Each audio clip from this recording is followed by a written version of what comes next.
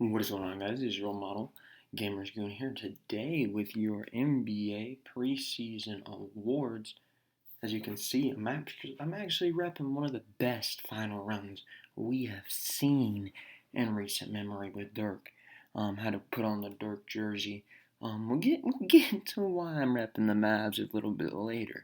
But first award on the book here today is an award that it's this way. I mean, I have some investment in it, but more than likely, Io will not be winning it because I'm very excited for the Bulls this year. I've been saying it the last few days. Technically, the season starts today because it's 12 o'clock. It's past 12 o'clock. However, the season starts Wednesday because Chicago don't play. We don't play.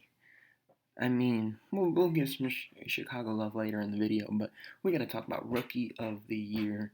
And unfortunately, I will not be showing my bias towards Mr. DeSumo. But Rookie of the Year. Now, the way this is going to work, I'm going to give you three potential guys that I believe are going to be in the running for each award. And then at the end of me talking about each one, I'm going to sit there and tell you who I believe it will be. So for Rookie of the Year, we got the Rockets, Jaylen Green, obviously one of the favorites to win Rookie of the Year. We have the first pick in the NBA draft last year. Obviously came into the NBA very much hyped up. That being Cade Cunningham of Detroit and the Pistons. And then I got a dark horse. And that's because when you think of Rookie of the Year and who's going to win it, it's going to be somebody that was given an opportunity to play and really made the best out of it. And there's a situation happening where I believe this player could get more time than initially thought on draft night, and that's Cam Thomas. Cam Thomas is somebody that is very polarizing to me while looking at him in the draft. He's not a great defender. He's average at best on defense, at least at this point. But he's a great scorer. He is a great scorer. Now, I was curious to see what he did in the preseason because he did have a game against LA where he dropped, I believe, 20-something points. But he hasn't been getting minutes. He hasn't been getting minutes in the preseason. He's been playing like 12 minutes. Nothing really that inspiring. But the reason why Cam Thomas is on the board is because Kyrie Irving will not be playing at least for some time. Because as of right now, they are not allowing the state of New York is not allowing the Nets to have players go out there and play if they're not vaccinated. And Kyrie Irving is one of, I believe, 20 players in the NBA that currently are not vaccinated. And Kyrie Irving has basically said that it's more than just a game. He's willing not to play so that he can hold his own beliefs the way that he wants to do. So Kyrie might not play this year. Do I think Kyrie's really legit and missing out on his money? Probably not.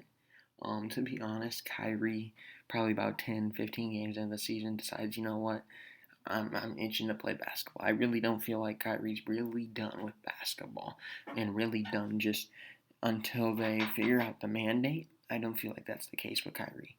But that's a different video. That is a different story. That is a different time to be talked about.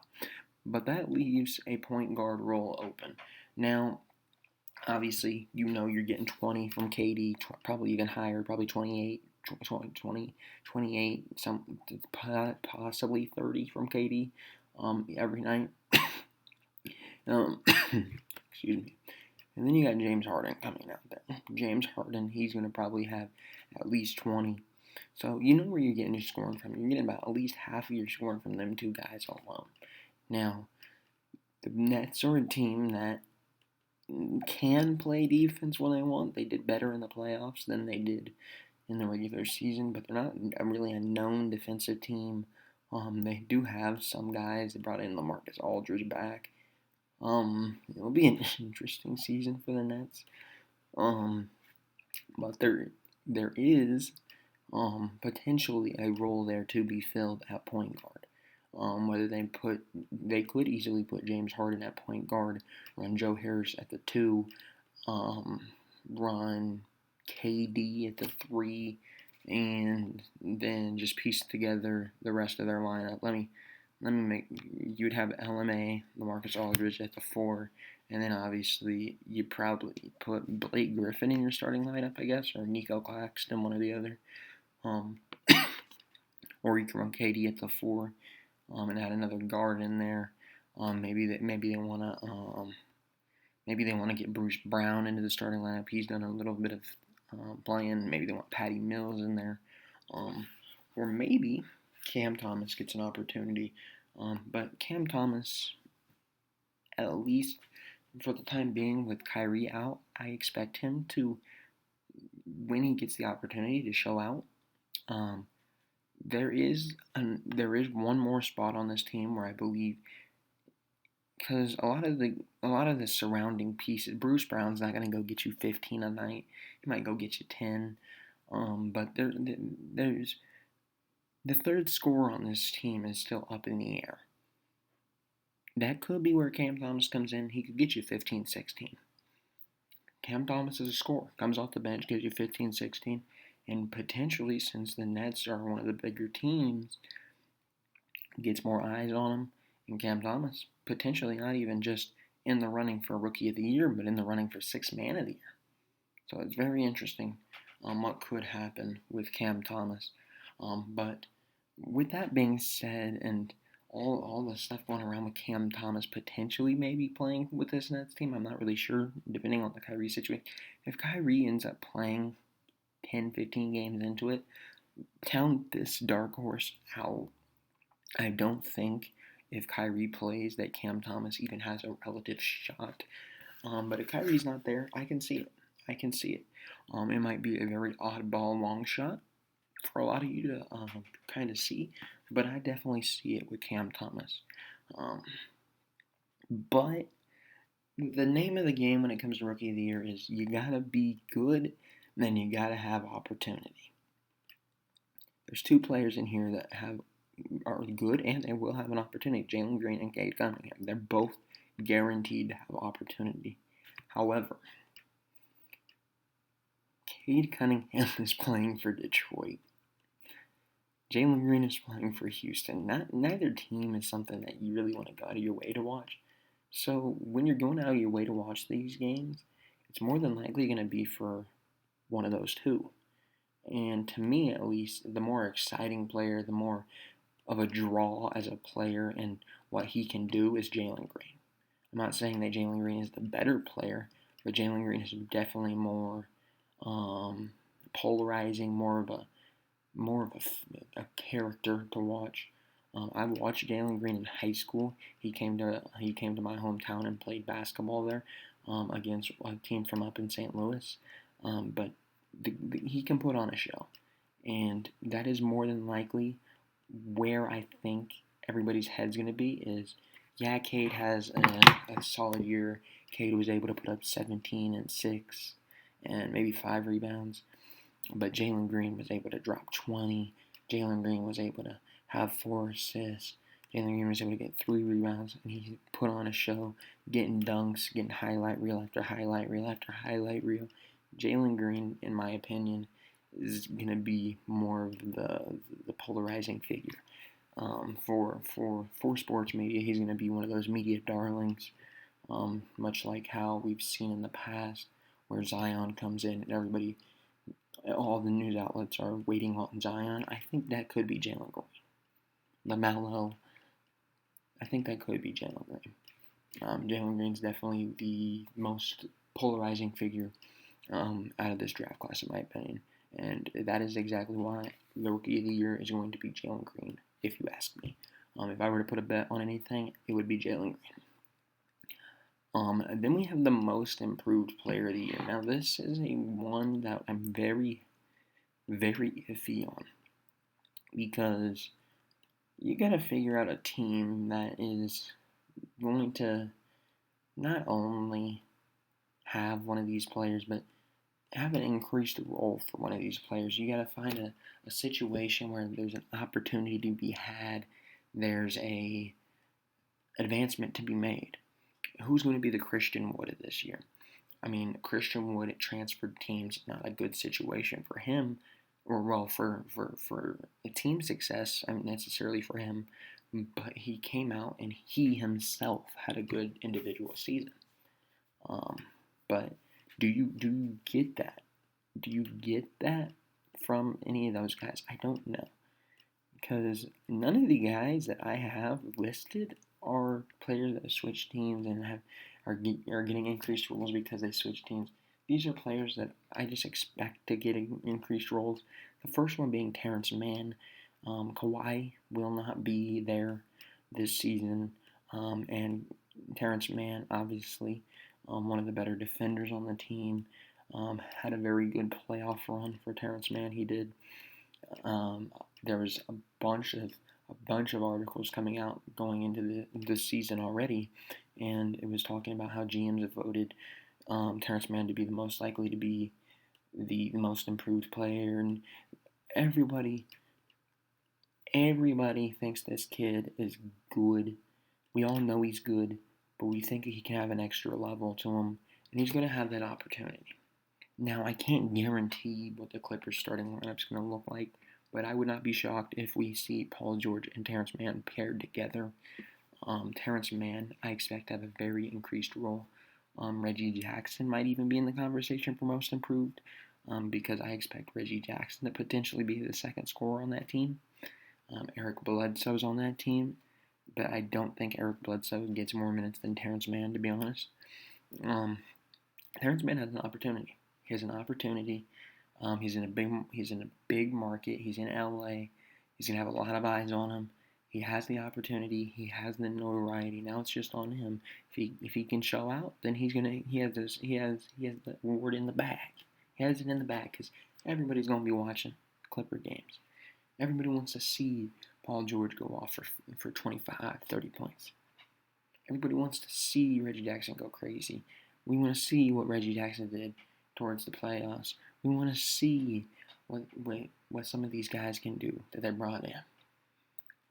Clippers might not be the favorite team of everybody, but everybody's gonna keep an eye on the Clippers. They're gonna be up there. They're gonna be up there in the Western Conference. They're gonna be fighting for those playoff spots.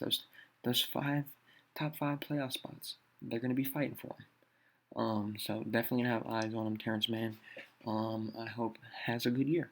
Terrence Mann is somebody I picked up in fantasy.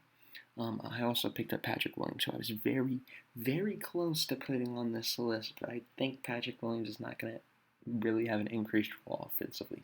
Defensively, I expect Patrick Williams to have an amazing year, but I don't really expect him to have as much of an offensive impact as I think Terrence Mann can have. And next is Tyrese Halliburton of the Kings. Tyrese Halliburton, somebody that he had a good year last year. Very surprising, played alongside, actually, I believe he came off the bench at the beginning of the year behind De'Aaron Fox, and then he played alongside De'Aaron Fox for some time. And I believe he should be starting next to De'Aaron Fox now. He's going to have an increased role. Obviously, they brought in Davion Mitchell, so it should be interesting to see how much they use a small ball lineup. If they rotate Tyrese out more often, maybe they trade De'Aaron because of De'Aaron. Granted, it's not his fault, but the De'Aaron experiment, and I think you've reached your ceiling, De'Aaron, because the front office hasn't really gotten it right with De'Aaron, and there's really no need to keep him around. Just go get some assets, try something new, get De'Aaron Fox on a competitive team. He's gonna go out there, he's gonna be an all-star, he's gonna do his thing. De'Aaron Fox is the dog, but you gotta get him. You gotta get him on at least a contending team, man. At least De'Aaron Fox is too good of a player to be wasting away in Sacramento. But maybe Tyrese Halliburton has as good of a year as a most improved player should, and maybe he drops 20 a game, and maybe he comes out there and he's really the second man to him. Maybe Marvin Bagley can put some effort in. Maybe we get Rashawn Holmes getting some effort in. Maybe we do see the Kings contend this year. Am I confident in saying that they're going to contend? No. But Tyrese Halliburton, I do expect to be at least an increased offensive role. He should drop more points this year. And then last, certainly not least for most improved, I kind of am very iffy about it. Isaiah Stewart. There's legitimately no other center on the roster outside of Luka Garza, who I don't expect to get that much playing time, if at all, this season. So Isaiah Stewart should play a lot of minutes. Jeremy Grant's on roster, but he's a power forward. A lot of their guys are power forwards, about 6'7", 6'8". Isaiah Stewart as a center. Isaiah Stewart, he'll have an opportunity. He's going to be playing with Cade. Might be able to catch some lobs from Cade, clean up from Cade, because Cade's not the greatest shooter. Cade can shoot, but he's not the greatest. So we're probably gonna see him feasting on the boards a little bit. Hopefully we get to see some cool stuff with Isaiah Stewart catching some lobs, doing some stuff. But Isaiah Stewart's a guy that I believe in. I think eventually we're going to be talking about Isaiah Stewart and being one of the top 10 big men in the league. I like the versatility of him. I like the strength of him. I like his tenacity. I love everything about Isaiah Stewart. And we haven't even seen the best of Isaiah Stewart. I really don't feel like we have. I think he can be something special. The question is it this year? Is it with the Pistons? I don't know. Do I believe Isaiah Stewart is better than what people think? Absolutely. But I don't believe necessarily that he's going to have a great year in Detroit. Because that's a rough place to have a great year in. I fully expect Detroit to be picking in a lotto again. And that's not good. You could be looking at a team that doesn't even have Isaiah Stewart next year because they're going to draft Chet. I don't know. I do not know. But we will see. But for most improved player, I'm going to go Terrence Mann. I think it's a logical choice from the options that I put forth. Terrence Mann's a guy that I really believe in, to the point where I even took him in my fantasy draft. Then we get comeback player of the year. Now, this is a very raw comeback player of the year. This isn't a just completely everybody was on injured or anything. Obviously, two of them were. One of them weren't. And that's Klay Thompson. Now, for Klay, I don't know when Klay's coming back. I have not got, from what I've seen, I haven't seen anything that says he's coming back anytime soon. However, I do know he went through his first practice, and things went good. Now, it was no contact for Klay, and they did not scrimmage, but it went good. Does Klay return this year? That might not even happen. I don't know. But from an outsider looking in, I feel like Klay's going to play. And if Klay plays, I fully expect Klay Thompson to not necessarily return to his old form, but I fully expect Klay to be able to go out there and drop 18 points. The guy's a shooter. He's a shooter. Once you're a shooter, you're always a shooter. Now, it'd be different if he's Derrick Rose and he gets to the rim and he does all this athletic crap. That's not Klay's game. Can Klay do it? Yeah. Klay's a phenomenal player. Klay's probably the best role player / second in command in NBA history. In NBA history. I'm talking about Scottie Pippen. I'm talking about Shaq and Kobe. I would say Kobe's probably one. I would say Shaq's is dominant, but Klay's probably the most talented second man in NBA history. Klay can defend. Maybe the lateral quickness isn't there when he comes back. I don't know. I don't know what version of Klay we're going to get, but the shooting's going to be there. And I fully expect Klay Thompson to be able to drop near 20 points a game. Him and Curry being back will be fun. I know they kind of tortured us for a little bit, but now I kind of feel like I'm not getting my fair share of basketball no more.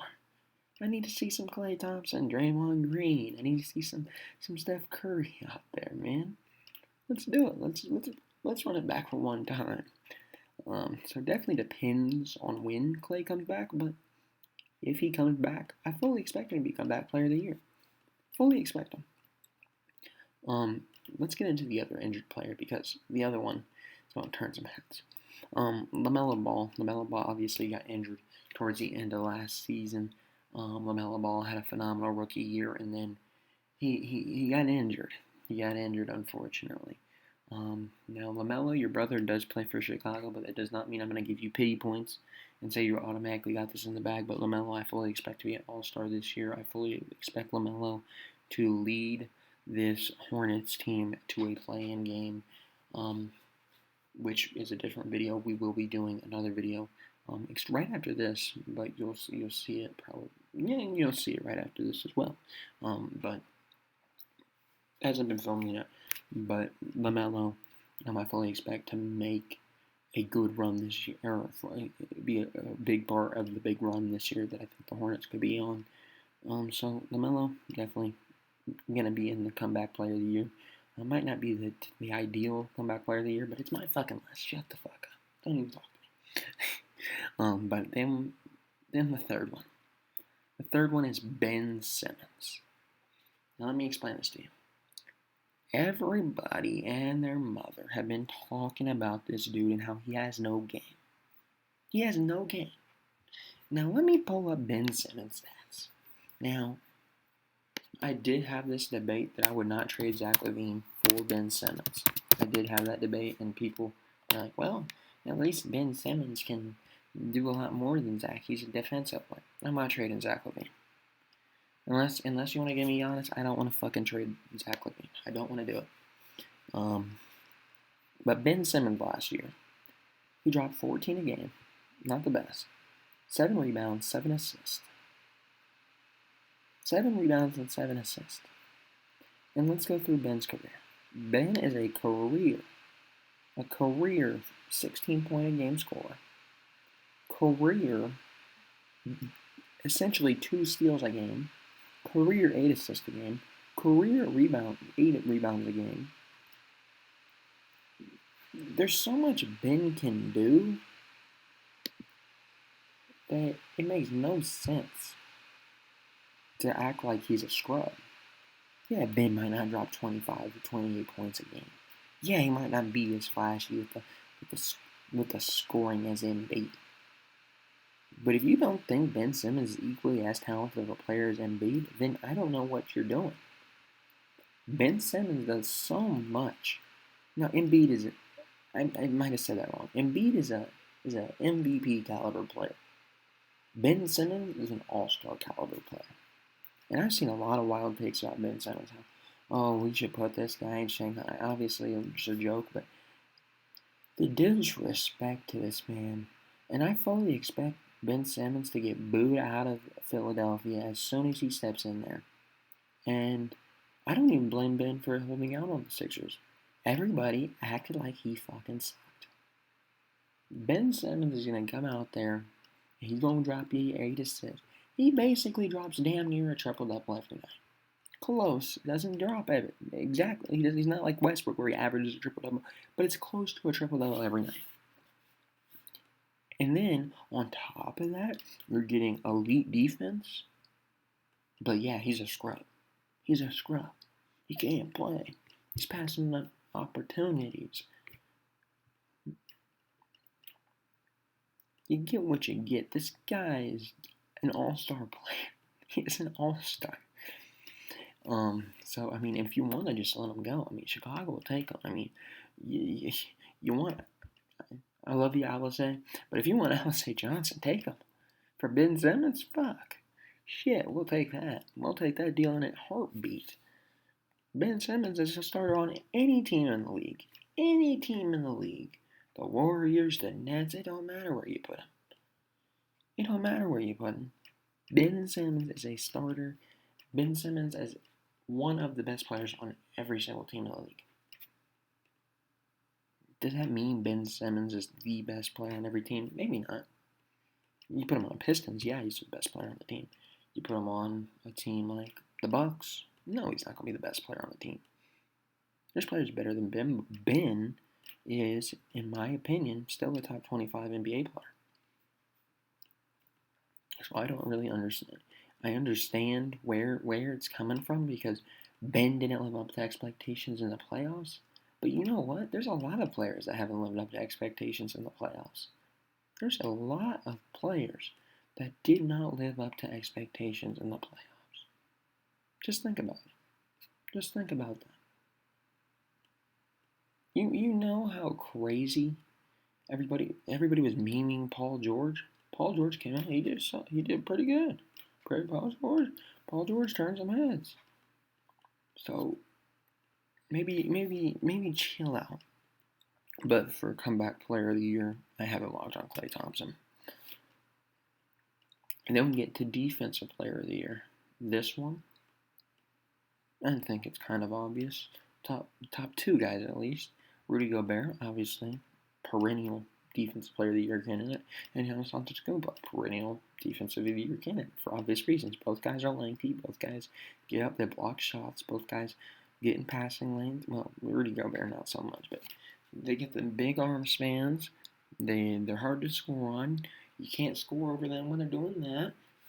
There's a lot of length on those guys.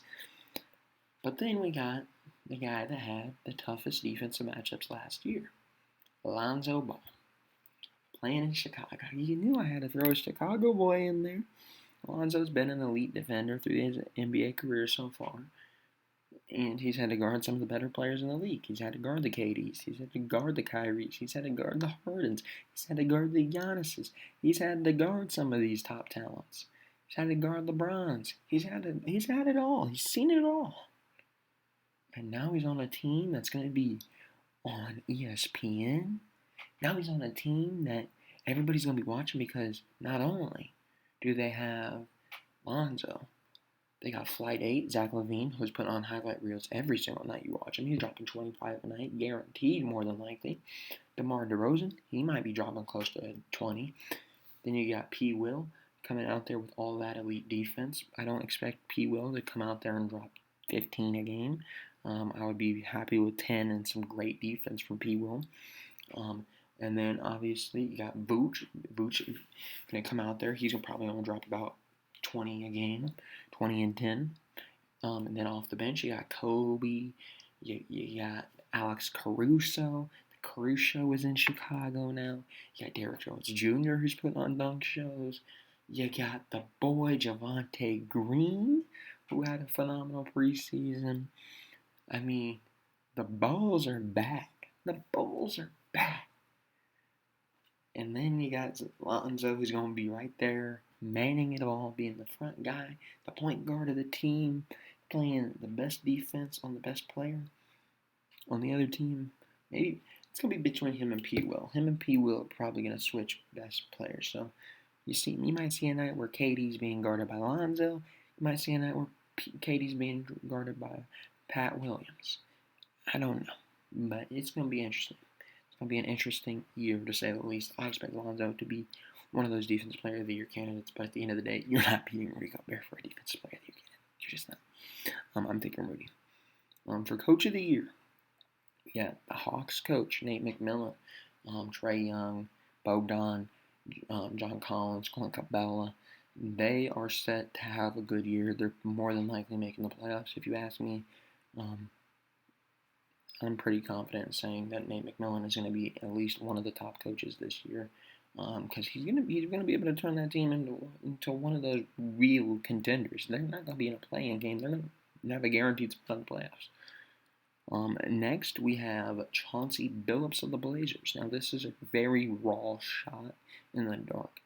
My theory behind this is they got rid of Tyrese Halliburton, who hasn't been able to get the Blazers to the next level. I'm hoping that the Blazers do get to that next level with Chauncey Phillips. And if they do get to that next level, I say Chauncey Phillips has it locked. And then my third one is the man, the myth, the legend himself, Billy Donovan, coming in, and we're going to have a 50-win season, and we're going to be a top 4 seed in the East, which has the Nets, which has the Bucks, which has the Celtics, which has the Sixers. we're going to be a top 4 seed, and that's impressive. That's impressive. But I fully expect, at the end of the day, Nate McMillan to walk away with Coach of the Year. Then we got MVP. MVP. Now, you might be thinking, well, you said Lonzo. You said Billy. Surely you don't have a ball up in the MVP race. Yeah, I do. And I'm not doing it out of bias.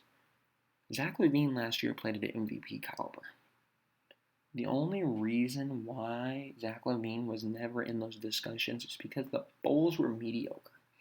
We were mediocre. But you know where we're not anymore? We're not mediocre. Zach LaVine comes in and has a similar year to last year with maybe a little less scoring because you got DeMar that can handle it. You got Vooch that can handle it. Zoe can probably give you 10. You got P. Will who's coming into his own. You got Kobe off the bench. You got Caruso coming off there. Sure, you got the players. Yeah, you got the talent.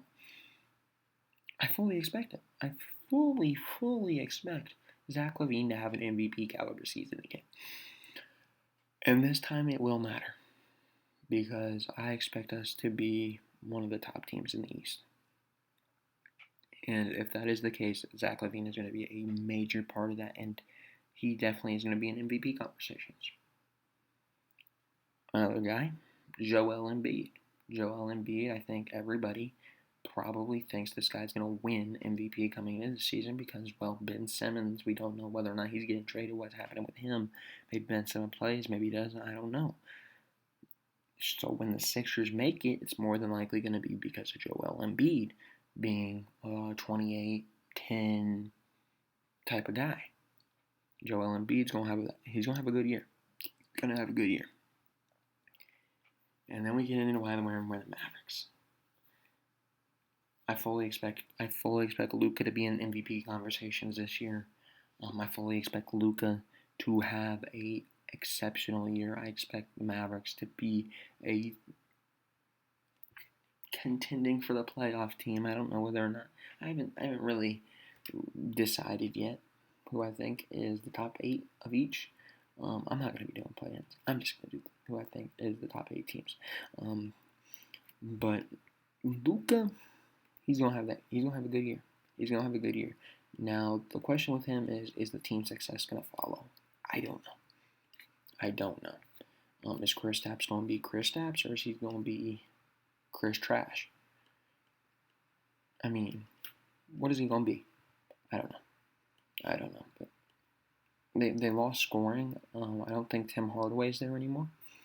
So obviously, Luka probably going to get close to probably 30 a game. Luka's probably going to get something around the lines like 38 and 8. Maybe even a triple level. Who knows? But Luka is very talented. He might be one of the most talented players in the league. I can see it happening.